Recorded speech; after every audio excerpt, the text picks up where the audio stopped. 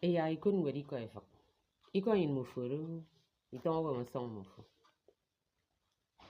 ko si ore nke ngambura yen tang ire mesie oko so song wo kere di dem di yena tightin tang di swa ifi ekpu men di nami ko yenye ifi mikiri go wo song yen enyi si fi okendi sentema ko bio akana nam enyi do go bio mo yungi iri aka enyi su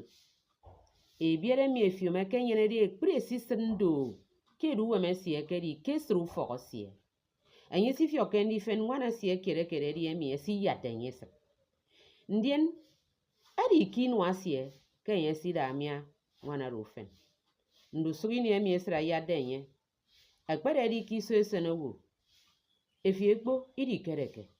adi aya nwang iko inu akpante mi owo nwang ade mmon kabang ndien isirgi iko mi wana ro esi kemere ndi yo efi mekeri ata posong owo ndi yo inwa iko nyen ya itre ro mfen tutu ini efen mbo eso song